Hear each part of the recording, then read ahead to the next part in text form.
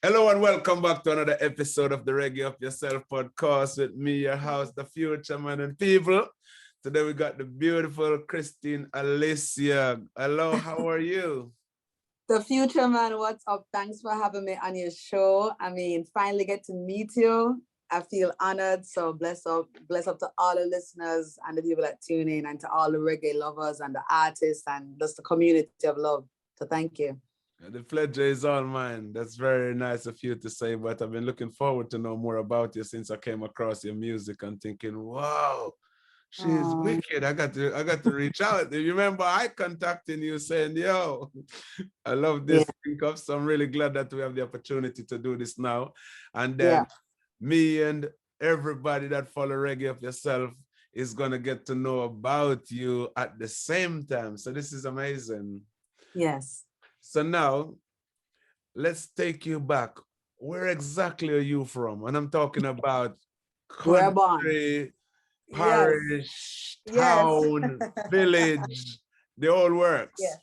Well, of course, not of course, but I was born in Jamaica, but I was born in Kingston, specifically on Trafalgar Park. For those who know Arden High School, I lived right behind Arden High School. So if you know New Kingston, I was like right there. So in that neighborhood called Trafalgar Park, that's where my parents, that's where I was born, really. Yeah. My father was a pastor in Jamaica. My mother was a school principal. I lived there when I was in high school, the whole family migrated to Florida because my parents wanted to further their education. Yeah. And I guess I just thought that they could have done, better for a little bit. And then we ended up staying in Florida. Okay, all right. We're going to get back to Florida in a minute, but let's go back to Kingston. Sure. So you leave Kingston when you was in high school. High school, yep. And how old were you at that time? 13. 13, okay. Yeah. So what was life like for you growing up in Jamaica as a kid? Because if your mother is a principal and your father is a preacher, right? So this is very important for the listeners to know, because I want to know how a girl coming out of a Christian home can end up in reggae music. So let's go there. So that's usually the conversation. You're hitting the right note, so go on. Yes. So growing up in school and church, I take it, were you part of the school, the church choir? So, right. I was actually in a Christian school that my parents founded. So you can tell right then and there, my parents were really, really like trenched into Christianity. Yeah. So I would say this. I was a pastor's kid. Mm-hmm. I felt their passion about pioneering like the whole mission of Christianity. My father was not just a preacher, he was a musician. So he actually taught, like his job was also his bread was teaching music. So he taught classical music. So another thing is I grew up around classical music, and deep into Christianity. My father never really, really liked the whole reggae thing. I think he was honestly afraid that if I got into reggae music, I would turn a Rasta. So I learned Beethoven, Mozart. Prophesy. I learned classical music, and I was entrenched in Christianity because the school was a Christian school. So how was that? I was a Jamaican Christian girl that was sheltered, for sure, I would say. This is very interesting. This is very, very interesting for me, because first and foremost, I'm thinking to myself here that classical music in Jamaica, that's like a new, that's new for me. I know of classical music. It exists, I mean, it's a small subset of people. So it's like they have a jazz subset. There are some jazz musicians for sure, and classical. But I mean, that's why I think my father was a nuance. He was definitely where he was sought after for those who really wanted to go to exams. I don't know, you're in England, so Royal Schools of Music is big for classical. Mm-hmm. So we would take the exams from England to be qualified and go grade and grade. So I would say that's my foundation. I mean, honestly, I still love classical music. I give my father props because it is because of his training that I'm able to make a living. I teach classical music. I teach music at the schools, and I teach private lessons classical. So Wow, Yeah. that's incredible.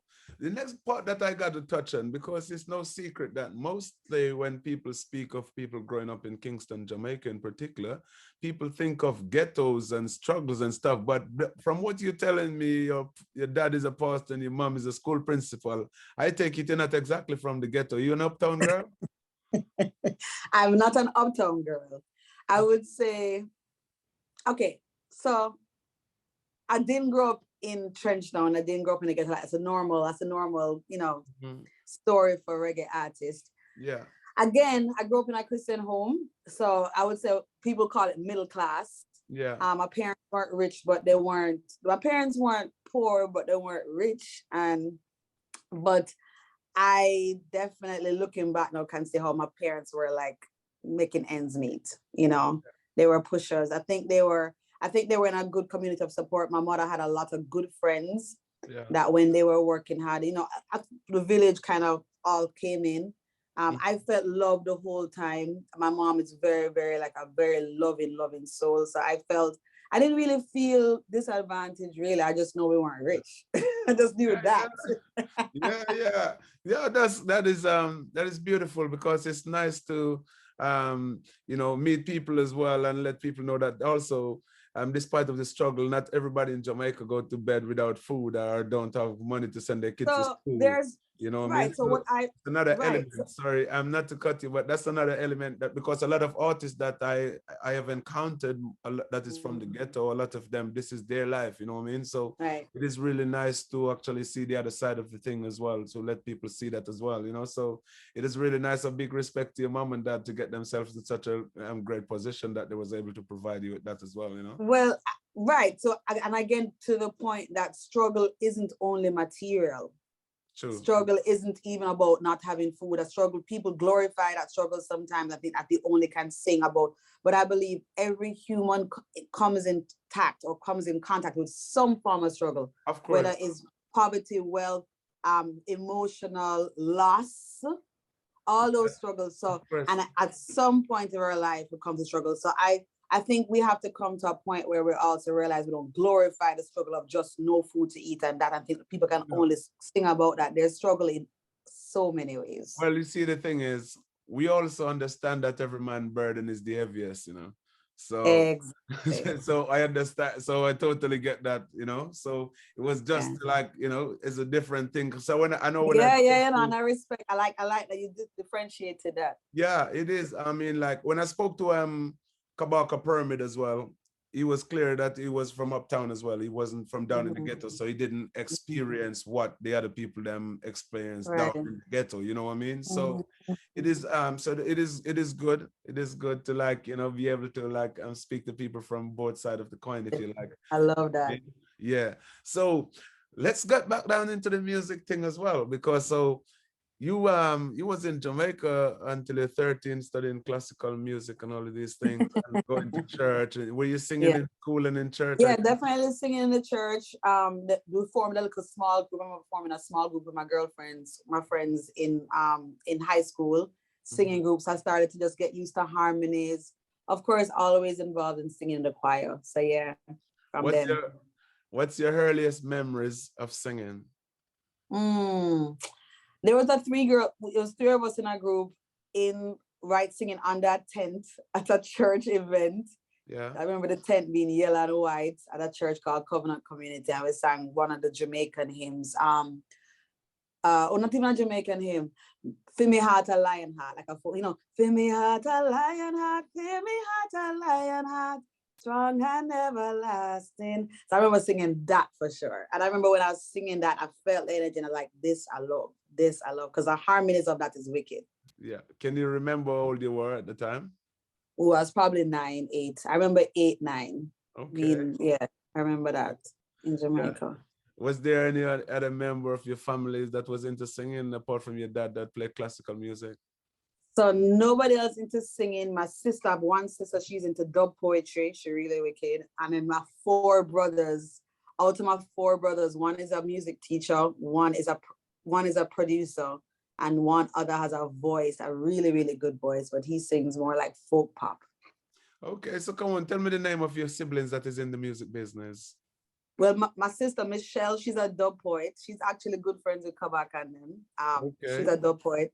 She went back to Jamaica to live because she didn't really like America. My brother Stephen is a music teacher. My brother Timothy is a producer. My brother Joseph is a very, very, very, very good producer. Okay. Are they in Florida? They live in Florida. Yep. Okay. All of them live in Florida, yeah. All right. So your earliest memories of singing was on the tent. I'm listening, you know. It's yellow tent, yellow and white tent. Yellow and white. About 8 or 9. Did you take it anywhere else? Like you go singing in school or out in the street? I take it, were you ever allowed to go and sing anywhere in the street?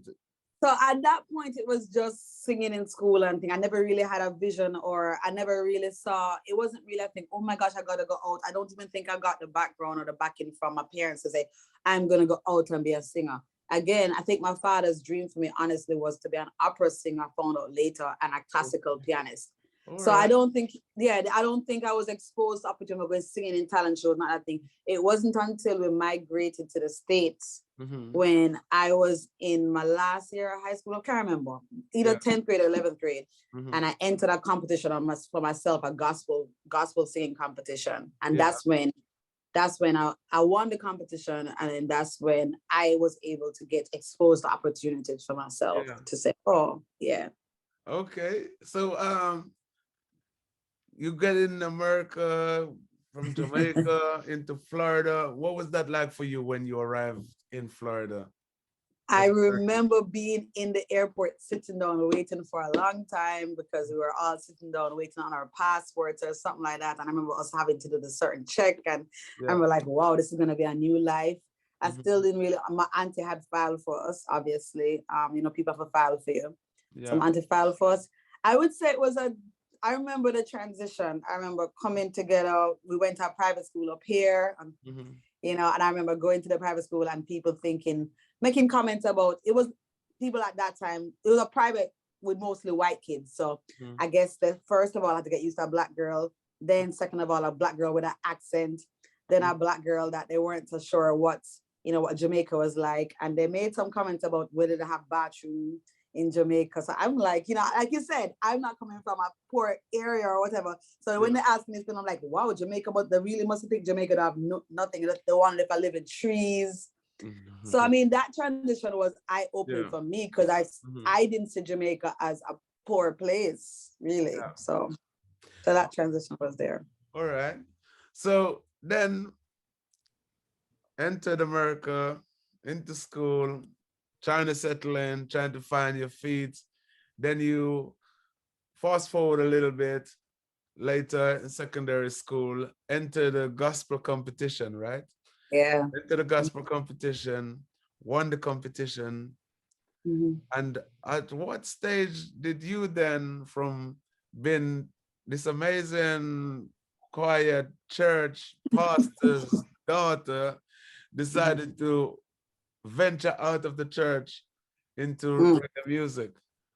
So that didn't come till much later. You missed a couple of steps. So when I won that competition, the promise of winning studio time actually didn't go very well. They promised it, but it never fleshed out. So I think that was my first thing, like, I don't know about this industry. And the music industry just seemed flaky. So in my mind, I love music a whole lot, but I was not trying to be an artist. I wasn't. I was like, I'm going to be smart and I'm going to school to be like an A&R. Like I would have rather just, because at the same time, I never really saw myself as a strong vocalist at that time. I said it made more sense to be like I wanted to work for a gospel music label, record label, and I would be the one that would sort out artists and find people like, you know, I love to find talent, and I felt like I had a good ear for talent. So that was my goal. And so I went to school for communications. I went to school for communications, and then I ended up going to school for music business. And that was my goal. It was when, I want to sneeze. Sorry. When I went to school for music business, that I was recruited. I sang somewhere just randomly at a Valentine's event, just for fun, I guess. And then Papasan was there.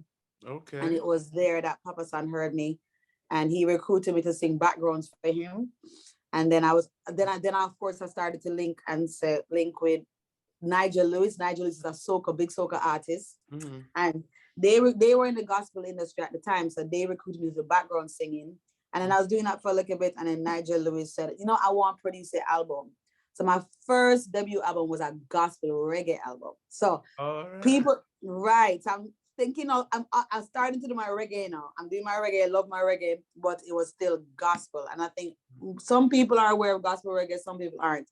But it was heavy, like, you do the reggae thing, so just like reggae, but it's very, very connected to, like, you know, the Christian mission. So I was doing that for a while. So that was my journey for a couple of years. Worked with a few producers. Actually, the album did well in the gospel industry, got like 6 awards. So that's, so if you want to know what the transition was. So that's incredible, and congratulations on the first album and the gospel album at that. But there's something that you mentioned that I feel that needs to go back to. Okay. Is the fact that you mentioned about doing backing vocals for one of the greatest dancehall artists of all time, Papasan himself. Or was he starting doing gospel at this point when you met him? Yeah, man. So he was already in gospel. Okay, he already left dancehall and he was doing by that time. And I think it was his second album. He had already come out with his first gospel album. So I met him like not right at the beginning. I already met him when he was seasoned in the gospel. And he was coming out with his second album. And I did like some backgrounds on his second album. And then he was like, okay, just come on do some stuff on the road with me. And so I was one of his background singers for a short time. So you went on tour with Papasan? Yeah, a short time, not a long time. Maybe for like half a year. But you have done like a few shows on stage with the legend. Oh yeah. And I was grateful for that. I would definitely say he also gave me insight to how he was passionate. I was able to watch the behind the scenes, see how he really run a show, hold the audience, how much, even being a background singer, you have to be fit, you have to make sure you hold your notes properly, you have to be on cue, on time, no start. Like, I think that was my training ground, and I feel blessed about that. Definitely the energy. It is, we can learn a lot from those people that is, out there. Facts. So now let's come back a little bit again now. So now we on the train recording gospel album, done very well, moving forward. I'm sure your dad in the church was quite pleased that daughter is singing a gospel song and making a gospel album. Then how did actually moving from the gospel album to a reggae album came about? So that happened when I started to I started to sing different places, and I guess I got in touch, or I got in the circles with a man called David Muir, and he was becoming very supportive. He was like, yo, I love the music. I think he saw that I was beginning to grow in a way, and that I was experimenting with songs that were not traditionally gospel, and I wanted to do love songs, and I think he heard my heart, and then I started to do songs like Freedom Fighters, but song that wanted to do social justice, but he saw like I guess I expressed to him that I was in a box, to be honest with you. Yeah. And I wanted to stay true to my faith, but I wanted to also sing of songs that were outside. So we talked a little bit. He was always supporting, and he said, you know what, one day, he introduced me to Rory Stonelove just randomly. He was my photographer. Okay. He was like, right. So he's the one that introduced me to Rory Stonelove. We're on a random photo shoot. We actually went to Jamaica. We're doing like some stuff in Jamaica. And then he's like, yo, we're going to take it to Rory. And at that time, of course, as a Christian girl, I don't really know too much about Rory. I know Rory. I know like Stonelove sounds. I know the big sounds then, but I don't know how big Rory is. So I said, all right, cool. So take me over to the house, and Rory asked me to sing for him. Not realizing it's an audition, kind of. I sang for Rory one of my songs, and he was like, all right, cool, take this rhythm, write to it, and then come back tomorrow. And I did that. He liked the song, at least halfway, liked the song, thought it was reasonable to work with. And then from that, he was like, all right, let's do an EP. And then from the EP turned out to be an album. Yeah. And he granted me, like I started to work with his team. I wrote most of the songs. About 2 of his people helped me to co-write 2 songs. But the songs, I guess we were able to mesh because they saw, especially David, saw reggae music as positive upliftment music. Yeah. And all I'm bringing is positive upliftment music. But I was also at a place where I was no longer, attached to what I call the exclusive message of Christianity. Okay. I was beginning to see, I believe, a broader range of just giving out a message that was pure and positive and wider and gracious than just the Christian community. All right. I'll tell you what, this the world is a really, really small place. And obviously it's the first time we are speaking apart from email. But you mentioned Rory from Stone Love. And it's only so happened that the girl, a young lady that is supporting me on my UK tour, her name is Alicia Scott from Wales. Oh, I know. Yeah, I mean, I don't know her, but I follow her. Rory, Rory's producing her album. Yes, right? yes. So, she's wicked. So I knew her since she was like very young. I brought her on stage on me a few times with me a few times. Few times I performed in her town and I met her there once. I met her somewhere once, and then she just happened to be at a few places where I'm playing, and I brought her on stage. So sometimes the last time I bumped into her mom always said, "I always remember what you done for Alicia, bringing her on stage." Yes, she's an amazing talent, and she is. My band is currently rehearsing with her as well, because my band is going to be playing for her when she come on tour with us. So she's on tour with us. So it's just funny that it's like a really small world. That I see Rory talk about.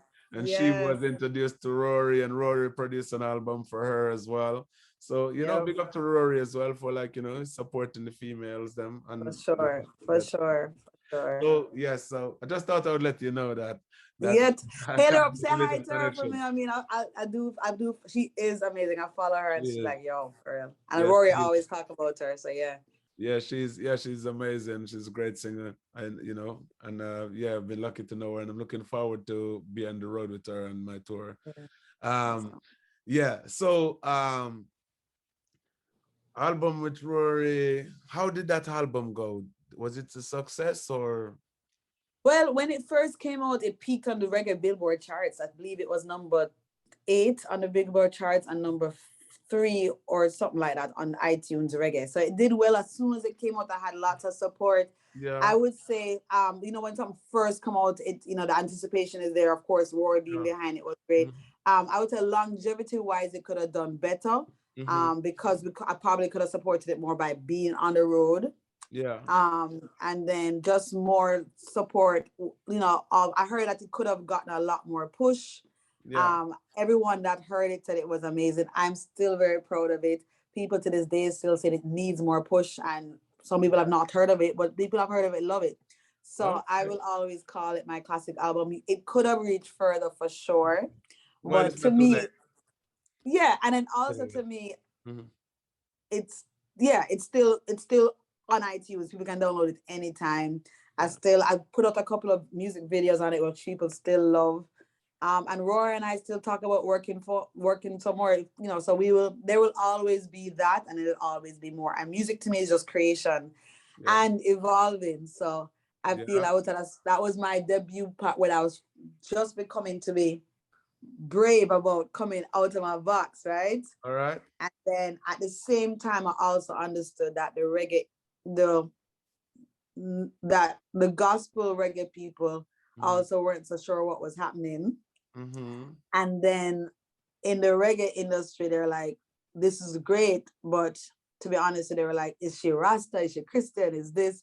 So I realized for myself that even within our spiritual mindsets, that deep down, we all have these labels and these categories, and that we always, so that we can't just take it for it is.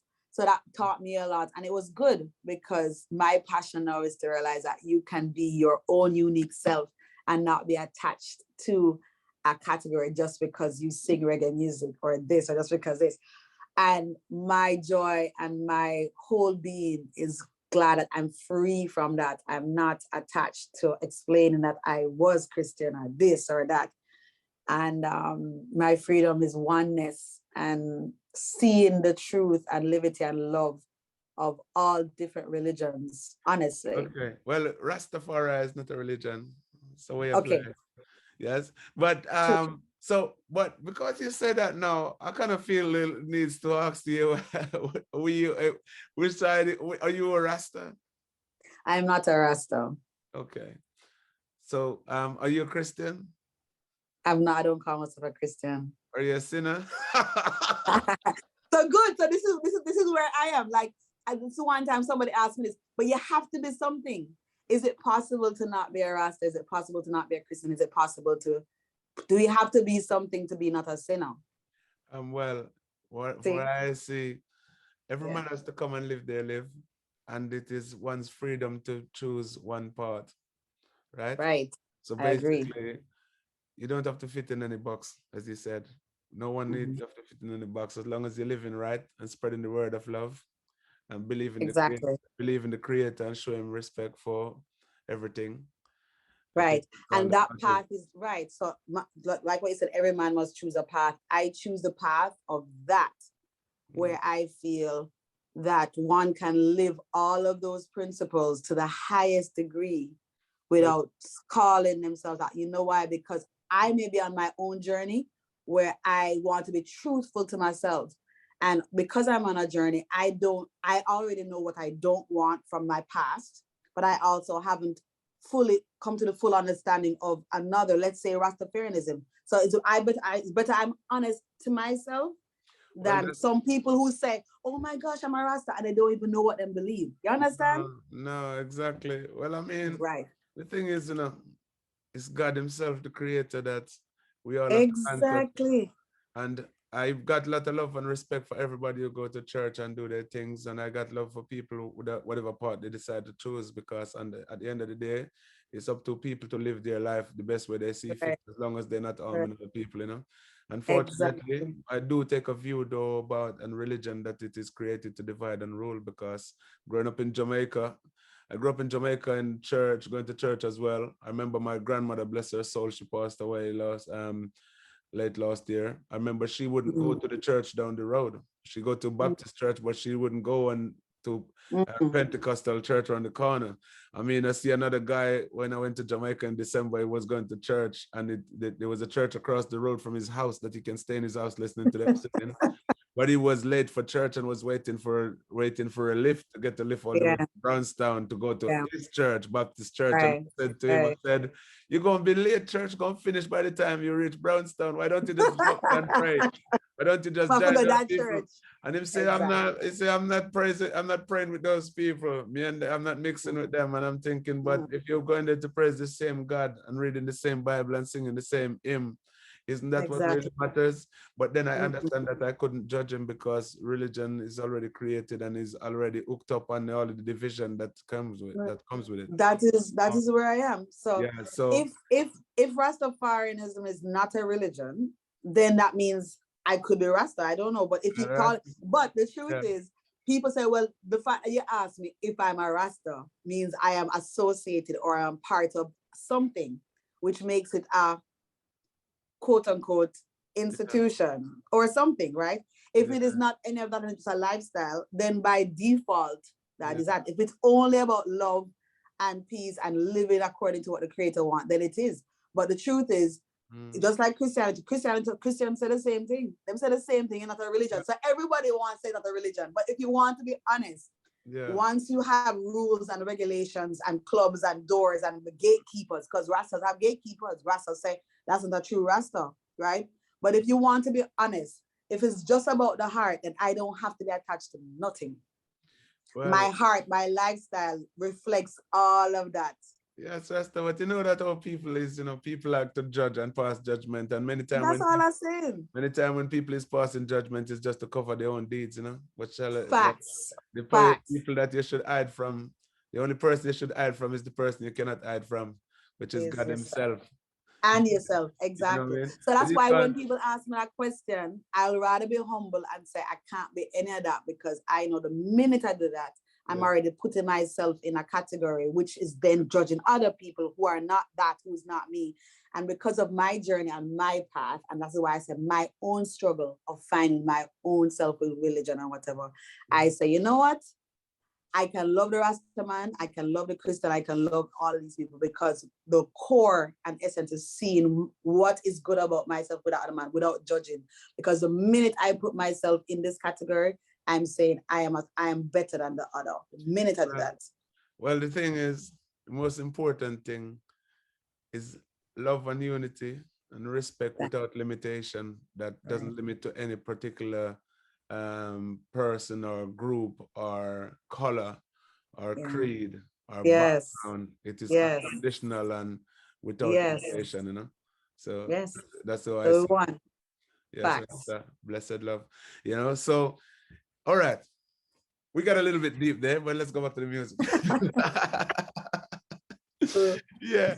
So, all right. Album. What's the name of the album first and foremost that you don't know? Songs from Zion. Songs from Zion. So if people go on iTunes, they can find Songs from Zion by Rory Love and Kristine Alicia.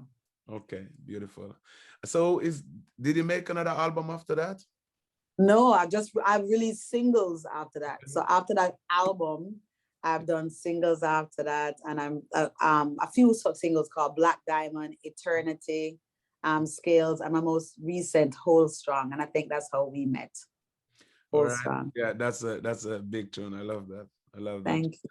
What's your most known song? Wow, Zion probably. Zion and Roll It from the Songs from Zion album. Yeah, so that Zion one, Roll It, I think it's like Roll It DJ or something.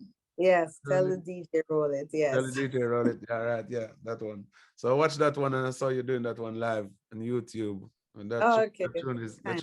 In a rehearsal, probably. I see you doing it. You was on stage. I don't remember that being. I don't think I put it on Roll It on stage. Yeah, you was on stage singing it, and you were saying you sing that song doesn't mean I can't sing this one. It doesn't mean I can't do this. Oh, that's long time ago when I first. Well, it's still there, right? It's still there. Okay, so thanks for reminding me. I've been watching that, you know. So yeah, I'm convinced. I'm telling you, I do a tiny little bit of research when I discover you, but when I said this, when I discover you for myself, not discover you, because I want you know what I'm saying. So I did that, and I'm like, all right, cool, all right, I see you.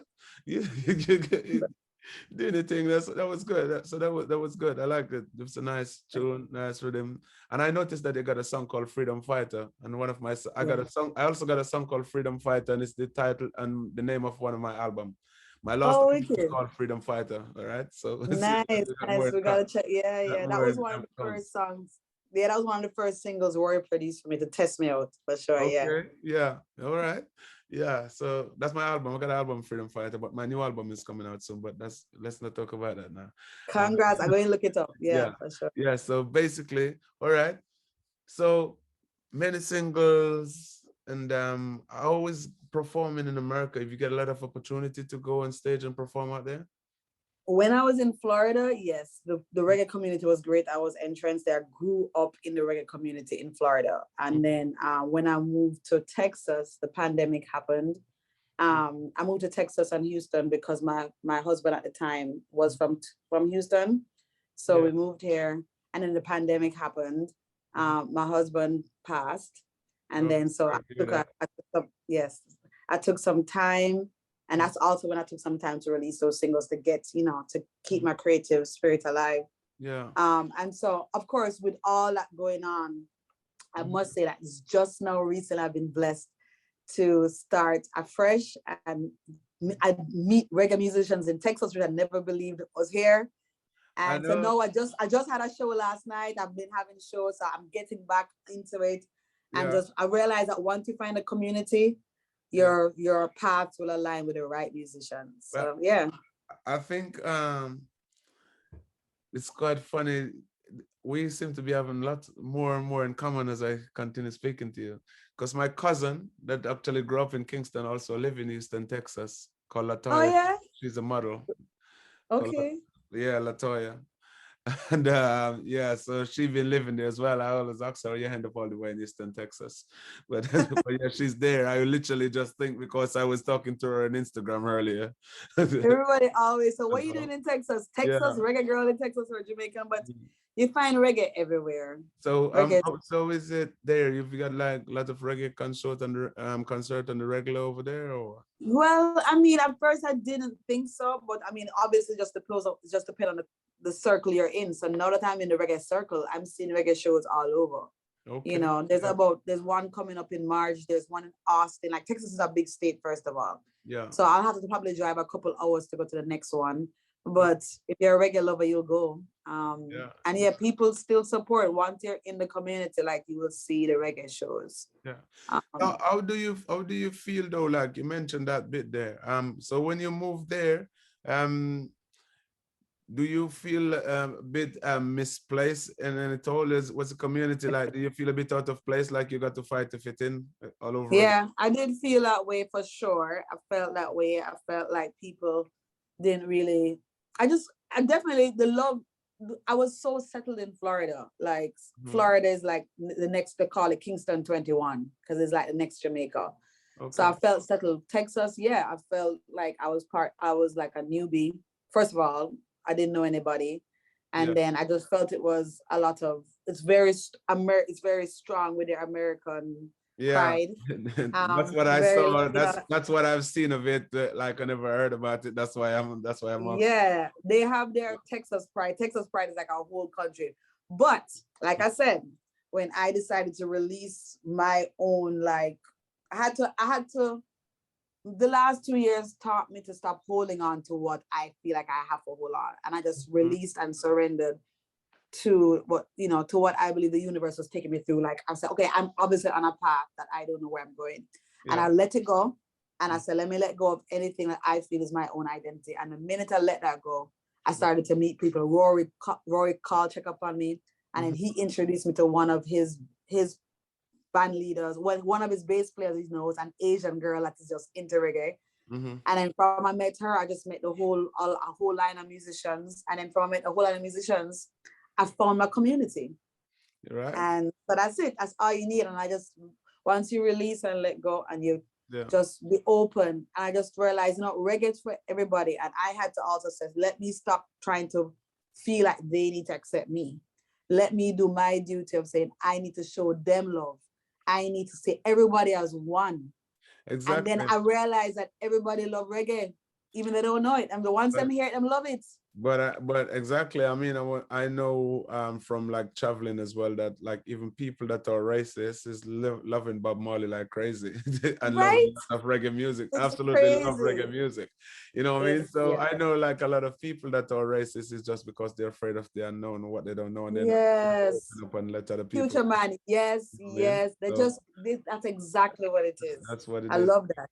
Yeah. So basically, so have you got your own band? So good question. Because I'm just now meeting musicians, I don't have my own band, but I'm working with a couple of bands and I feel connected to them. At this point, I don't know if I need to have my own band. I'm just going to use various musicians and feel them out as I am moving forward. It's like we date. It's like a dating relationship. You got to feel them out and then decide. Okay. Actually, funny you should mention dating relationship.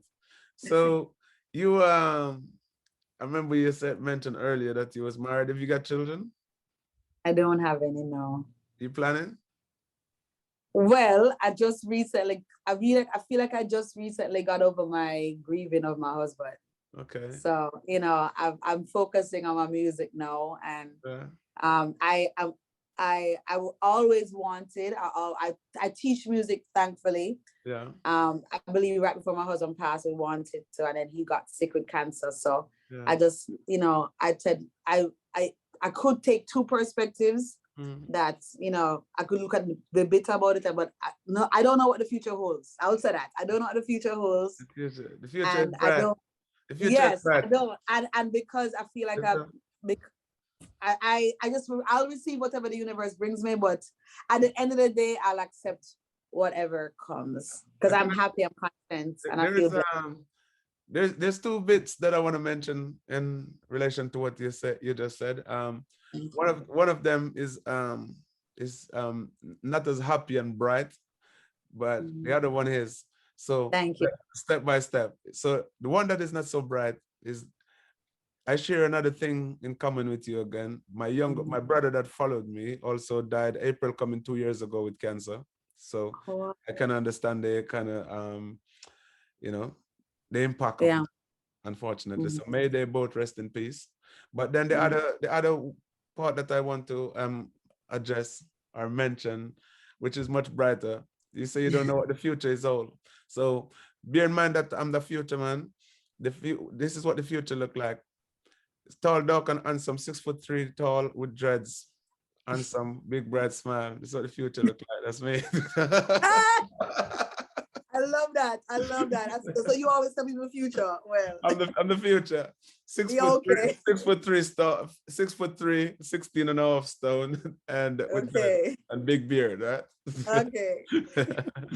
that sound like the dream idol for what anybody. But like I said, hey, live it. All right. Let's get back into talking about you and the music. So, what's you got planned? What's coming up next? What are we looking forward to? New single you planning? Wow. Album? What? Now that I feel completely energized and I'm actually seeing things align properly with the future, man, I'm not going to lie. I'm definitely feeling more confident about releasing music now. In this term, more of an EP, possibly an album, but I'm just also seeing how me just going with the flow and making sure that as I write, no, I'm writing exactly what is coming out in this second phase of my evolution. Yeah. So just talking to a few producers and just allowing what's happening around me to continue to wow me, really. That's really good. And I mean, I look forward to see what you come with next because I'm listening to and watch some of your videos on YouTube as well. So I would implore people to go and check them out. But your consciousness is like, it's a consciousness of a Rasta. That's why I hear that all the time. Okay, I hear that all the time. but the thing is, even though you do not identify as a Rasta, what is important is that you are spreading that positive, uplifting message, which is all that really matters. Thank you. So congratulations on that. Yes, thank you. So have you ever visited Europe? No, and so I think when the album just released, I was this close to it happening. Yeah. But I think, like everything, sometimes if I don't know if it was the right timing, but it just didn't finalize. But that's okay. I've learned that when things are not forced, it happens better. So we'll see. As I move forward, I definitely believe that maybe this is a better time. I don't know how things are gonna happen with the pandemic and all of that stuff, but I am not worried. I believe I'll get there eventually. I'm pretty sure so much of my spiritual cousins and brothers and sisters are there. So I know that, and I know my music is well supported, probably more over there than even in America. I believe that. Like I have more DJs and fans over there for sure. Yeah, and that doesn't surprise me because people love reggae over in Roots Europe. And roots reggae, yeah. So so I know you work with like obviously a producer Rory, which is like legend in the business. Do some work with Papasan. Have you done song or feature with any other big name artists out there yet? I haven't, and I would love to. What's some of the people? The only big feature I've done where I have a feature is with Papasan, and that was a long time when we did a gospel song together called Philistine.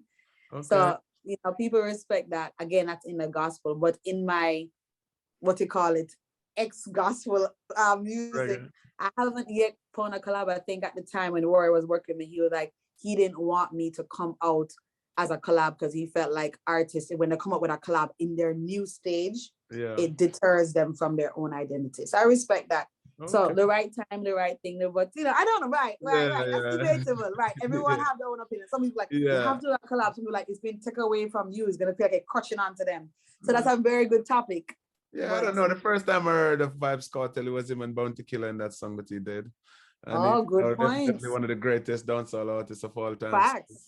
That's a great example. Yeah. Yo, you should be a lawyer. Yeah. That's a good point. So yeah. I don't know. Yeah, that's true. So all right, who are some of the artists that you would like to work with though? Oh, I really at one point Apart from wanted the to Fuchaman, of course, apart from the Fuchaman. one day. Marcia Griffiths would be amazing. I feel like as an artist doing something with a legendary artist who I consider Marcia Griffiths a legend, especially as a female reggae artist. If I could do something with her, that would be amazing. I respect wow. Oh, to be honest with you, if I could do something with Adele, that's like outside of the reggae industry. That would be to me a collab with a non-reggae artist, but who kind of has the same feel and vibe and voice, you know, Rasta voice as mine. So Adele is like a dream. Alicia Keys for sure. Janine would be great. Since Janine did a project with Rory. But yeah, those are my top. Barry's Hammond. I always wanted to do something Barry's Hammond, but I mean, all of us. I watched an entire concert of him on reggae. I think it's reggae jam or reggae some fest somewhere in Europe. Amazing. I literally just watched it just this evening. And also two of the artists that you mentioned, I must comment and send big love to them because I had the privilege to meet and speak with them. I'm Janine. I interviewed Janine a while back on the podcast. And I've met the amazingly beautiful and incredible Miss Marcia Griffiths, which was absolutely amazing. It's a memory that will stay with me forever. I mean, the photo with me and her, every time I post, I feel like I'm Rinks in this photo because anytime I post this photo of me and her on Facebook, like thousands of people watched it. The first time I posted 20,000 people like it. I posted again about a year later this week, and it's already got like nearly 5,000 people liked it on my Facebook. I'm like, people just love, I just want to pretend that it's both me and Marcia Griffiths they're liking, but I know it's Marcia Griffiths. I don't care. I'm next to her. I'm standing next to her. I don't care what they think. I don't care what they say. I absolutely love and adore Marcia Griffiths my entire life. She's legend. She's legend. I tell you something about Marcia Griffiths as well, which I know that this woman is amazing and a true spiritual person. I met Toots and interviewed Toots, right? And Toots said to me, the interview is available so people can go listen to it if they want to. Toots said to me, you remind me of myself. You remind me of myself. We're family. Wow. Yes. And that was incredible for me to hear Toots saying that. Yeah. Right? Yeah. Okay. Now, a few years later, I've met Marcia Griffiths. I'm playing at the same festival again, and I met Marcia Griffiths there at that festival, backstage, literally about 50 yards away from where I met Toots prior to that and interviewed Toots. And while I was talking to the amazingly beautiful and incredible Marcia Griffiths, she said to me, I know who you remind me of. You got Toots spirit. Wow. I can see why they would say that. I was thinking, I said to her, I said, you would have not believed this. But only about 3 years ago, Toots told me the same thing right there, that I remind him of himself. I still don't see or understand where it comes from. But Toots told me that, and then obviously Marcia Griffiths wouldn't have known that I met Toots. Yeah. I don't think she ever seen or heard of me before that day when I met her backstage. Yeah. I don't know. But when she told me that, I was like, oh my God. She could have said anybody else. And she said, I remind her of Toots. I don't think that was a mistake. I don't think it would be like, it's crazy. But anyway, long live Toots and Marcia Griffiths. I hope she continue to live on. And I hope that you get to do a song with her. That'd be amazing. I'm like, we'd have to have and next time we're talking about the interview, I'll be reminding you about dreams coming true. Yeah, that's awesome. Or at the end of the day. I would love to do a song with her myself as well. So before we go, actually, I just kind of like, before I do the next part, I just think a lot of people listening and watching this podcast right now is going to say, you talk to her so much about what she do, but you haven't asked her to sing anything yet. Come on, let's hear her sing. So the floor is yours. Sure. Well, of course, I mean, I could pick from so many different songs that are dear to my heart, and that because all the songs are from my heart. But I would the best thing is to sing something from my latest single. And I think it's because also at this point, like you said, we all have something in common. We've all, gone through a lot the last 2 years. And, this song talks about holding strong, and this talks about like, these uncertain times, like almost every other week, there's something new come up. If it's not the pandemic, it's a war or something. And some of us are just tired, whether we want to say we're strong or not. Some of us act like we're strong, but my heart and as a female reggae artist, I want to just hold your hand and hold your heart. And I would say, it's okay to cry. It's really okay to have someone else hold your hand and whatever. So I want to be that person. I would say, Mama, don't you cry. Big man, dry your eyes. Hold strong, hold strong. So I would say to the Fuchaman listeners, or the Fuchaman, don't you cry.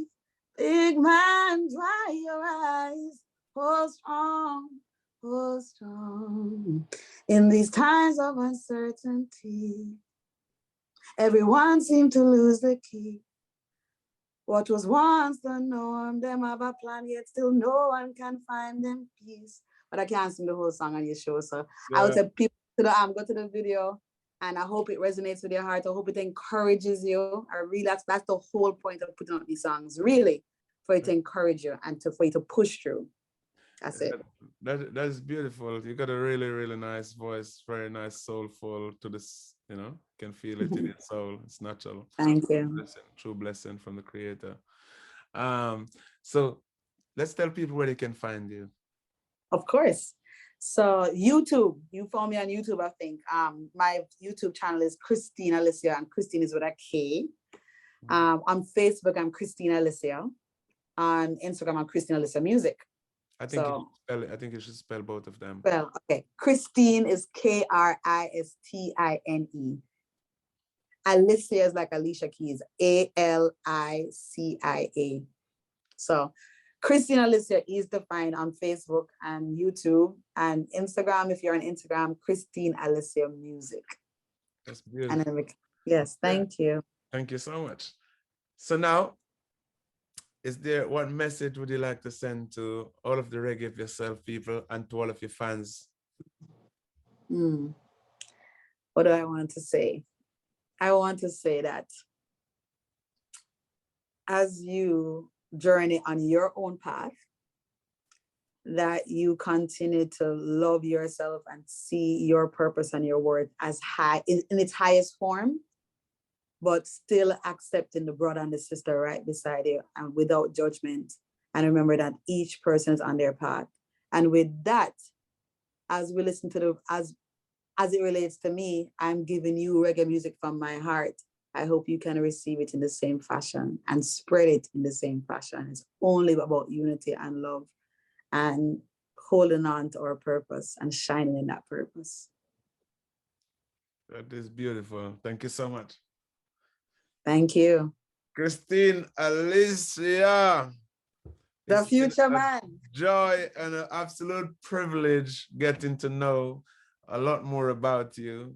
And I really want to wish you all the success in the world. Thank you. Sending you and your family a lot of love and blessings. And just continue to keep doing that nice, positive and uplifting work. And people, I do ask you, please go and check her out, because I watched one of her video and then I had to go and watch a whole lot more. I'm like, who is this? I have never seen her. She's amazing. And I went from watching that video on Facebook to go type in your name on YouTube to just go watch. And I watched one video. I'm like, I couldn't even skip it. This is really good. And then I moved to another one. So that's why I've seen so many of them, because, that means that's the true talent. Thank you so much. All right. So thank you so much for joining me. And I wish you a wonderful day. Thank you for having me. And I hope to meet you in person when I come to the UK. So I hope so. Peace and love. Peace and love. All right. Much love.